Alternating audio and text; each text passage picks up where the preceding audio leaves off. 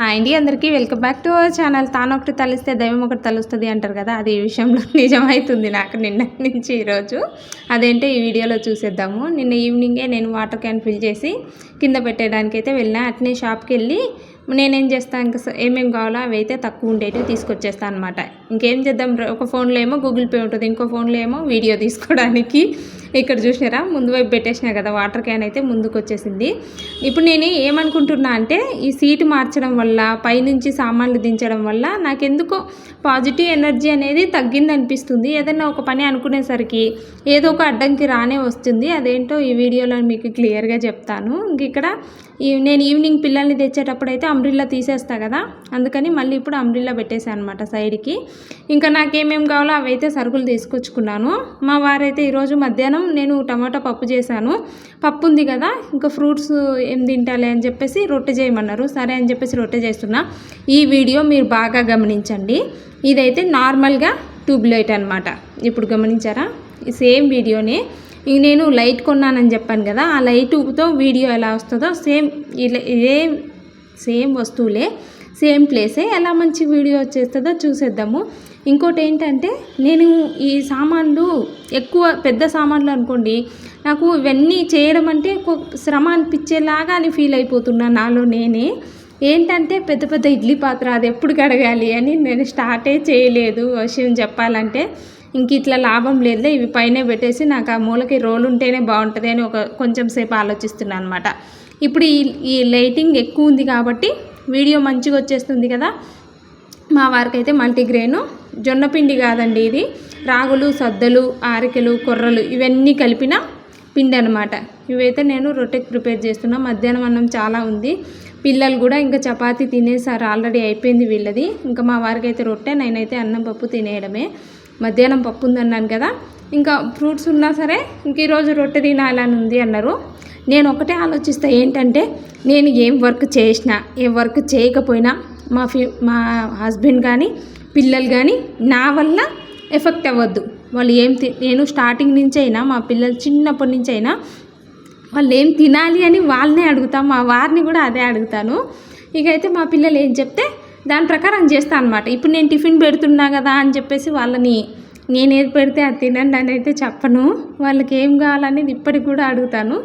అదే ఒక్కొక్కసారి విసుగు వచ్చేస్తుంది, అబ్బా అనుకుంటా. మళ్ళీ ఏంటంటే వాళ్ళు ఏ విషయంలోనూ నా పనులకి వాళ్ళు ఇబ్బంది కాకూడదు అని కూడా ఆలోచిస్తా. ఇక్కడైతే రొట్టె చేయక దగ్గర 1 ఇయర్ అయిపోతుంది. ఈ మధ్య నేను చేస్తా అని చెప్పినా మా వారు తినని అంటున్నారు. ఇంక ఇప్పుడు హెల్త్ కోసం అని చెప్పేసి తింటున్నారు అనమాట.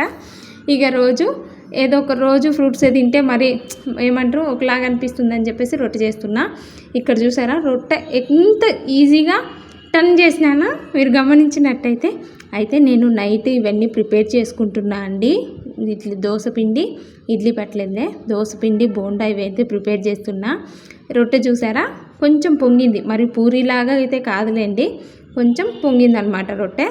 ఇంకా మనకి టిఫిన్ కోసం ఇవైతే రెడీ చేసుకోవాలి కదా, దాని ప్రకారం అంట్లు అయితే కడిగేసాను. అంట్లు కడిగిన తర్వాత పల్లీలు వేపుకుంటున్నా. ఆ టైంలో మిర్చీలు తొడిం తీసేసిన అనమాట. నేను ఎక్కువ శాతం ఈ హ్యాండిల్ కవర్స్ ఉన్నాయి కదండి, ఇవి నేను మళ్ళీ వాడతా అంటే పార్సల్ ప్యాక్ చేసి ఇచ్చేటప్పుడు మాత్రం ఇవి కూడా వాడతాను. ఎందుకు ఇవి ఉట్టిగా పడేసినా, ఇవి మంచిగా ఉన్నాయి కదా. మనం ఏంటంటే ఈ హ్యాండిల్ కవర్స్లో డైరెక్ట్గా తినం కదా ఎవరమైనా సరే, అవి ఏంటంటే ఎందుకు ఊరికే వేస్ట్ పడేయడం అని చెప్పేసి మళ్ళీ నేను వాడతాను అనమాట. ఇక నేను బోండా పిండి కలిపేస్తున్నా. ఎలా కలుపుతారు అంటున్నారు. 1 కిలో మైదా, షాలిమార్ మైదాకి 1/2 కిలో మనకి మినపగుండు నానబెట్టేసి, 1/2 కిలో కూడా అవసరం ఉండదండి, కిలోకి 1/2 పావు చాలు. 1/2 పావు అంటే 1/2 కిలోలో సగం నానబెట్టేసి మెత్తగా గ్రైండర్ కానీ మిక్సీ కానీ పట్టి ఇలా కలిపేసుకుంటే సరిపోతుంది అనమాట. నేను ఇక్కడ 1/2 కిలోనే తీసుకున్నా, ఇంకా 1/2 కిలోలో ఇంకా సగం అన్నమాట. ఇంకోటి ఏంటంటే రేపు మా వారు ఆఫీస్ సెలవు పెట్టుకున్నారు, ఆయనకు వేరే పని ఉందన్నమాట ఇంట్లో ఫ్యామిలీ తరపున. సరే మా వారు ఒక్కరే వెళ్తే సరిపోతుంది కదా అనుకున్నాను. మళ్ళీ మార్నింగ్ తెలిసిందనమాట నేను కూడా ఉండాలి అని చెప్పేసి, ఆ పని మీద అని చెప్పేసి ఈరోజు టిఫిన్స్ అయితే బంద్ అంటే పిండిలు ఉన్నాయి అట్లే. ఇక్కడ చూసారా, మళ్ళీ మిక్సీలో కొంచెం వాటర్ పోసి ఇలా కలిపి పెట్టేసుకోవాలి. మైదా చూడండి, ఇలా మనం ఇడ్లీ పిండి ఎలా కలిపేసుకుంటామో అదేవిధంగా మైదా బోండా కోసం ఇలా మినపగుండు అలాగే మైదా. 1 కిలో మైదా తీసుకున్నారనుకోండి, పావు కిలోలో సగభాగం మినపగుండు నానబెట్టి ఒక 2 అవర్స్ లేదా 3 అవర్స్ నానిన మినపగుండుని మెత్తగా మిక్సీ పట్టి మనకి పొడి మైదా ఉంటుంది కదా, అయితే ఇలా కలిపేసుకోవాలన్నమాట. నేను ఇక్కడ పెరుగు ఏం వాడనండి, ఎవరిష్టం అది. ఇప్పుడు నేను చేసేలాగైతే ఇట్లే చేస్తాను, నేను మైదా పిండే వాడుతున్నాను. అయితే నేనేం చేసా, నైట్ ప్రిపరేషన్ అన్నీ చేసి పెట్టేసుకుంటున్నా. అయితే ఎక్కువేం క్వాంటిటీ నానబెట్టలేదండి, పావు కిలో మనకి చట్నీ కోసం రెడీ చేసుకున్నాను. అలాగే ఒక 1/2 కిలో మైదా, అలాగే 1 కిలోన్నర దోసపిండి, అయితే 1.5 కిలోన్నర 2 కిలోల చొప్పున దోసపిండి అయితే రెడీ చేసి పెట్టుకున్నా. ఇదంతా బాగానే ఉంది. నైట్ అయితే ఇంకా పిల్లలకి పడుకోబెట్టేసినాను, ఎందుకంటే మళ్ళీ మార్నింగ్ మా టిఫిన్ వెళ్తామనే నేను అనుకున్నాను అనమాట. నాకు అనిపిస్తుంది ఎందుకో, ఆ పెద్ద ఇడ్లీ పాత్ర దించిన తర్వాత సీట్ చేంజ్ అయిన తర్వాత ఏదో బ్యాడ్ లక్ ఏదో నాకు నడుస్తుంది అనిపిస్తుంది. ఇంకా యాజ్ ఇట్ ఈస్ పొద్దున్న లేచిన తర్వాత మా వారు చెప్పారు, నువ్వు నేను ఇద్దరం వెళ్ళాలంట అని. సరే అని చెప్పేసి ఇంకా దోసపిండి బాగా పొంగింది కదా, కలిపి యాజ్ ఇట్ ఈజ్ అట్లే భద్రంగా ఫ్రిడ్జ్లో పెట్టేసిన. మరి ఏం చేస్తా అండి, మైదా పిండి ఇంకా అన్ని బోండా వేసినా ఏం చేయలేము కదా. ఇప్పుడు అందులోనూ ఉండట్లేదు, ఇంటి దగ్గర బయటికి వెళ్ళాలి. ఇంకా మా పిల్లలకి వీళ్ళు లేసే వరకే నేను రైస్ చేసిన అనమాట.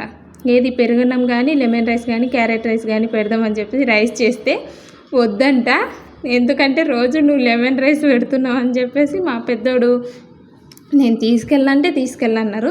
సరే అని చెప్పేసి అప్పటికప్పుడు కొంచెం గోధుమ పిండి కలిపి అట్లా ఎగ్ కర్రీ, ఆయనకి చపాతీ కావాలంట. సరే అని చెప్పేసి ఎక్కువేం చేయలేదు, 2 చపాతీ చేసి అయితే ఆయనకి బాక్స్ పెట్టేసిన. ఇంకా రైస్ అయితే ఉంది, ఇంకా మధ్యాహ్నం వచ్చిన తర్వాత ఏదో ఒక కర్రీ చేయాలి. ఇప్పుడు మా వారు పిల్లల్ని డ్రాప్ చేసి వచ్చే లోపల నేను రెడీ అవ్వాలి.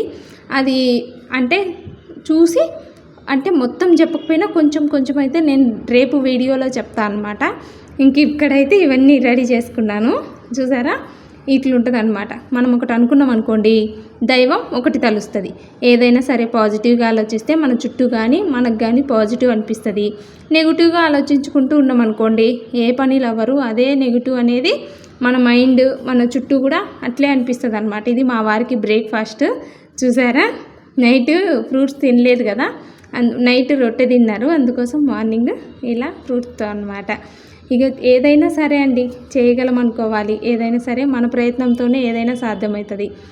వీళ్ళు మాటలు ఎక్కువ వినకపోవడమే better. Thank you for watching. Bye.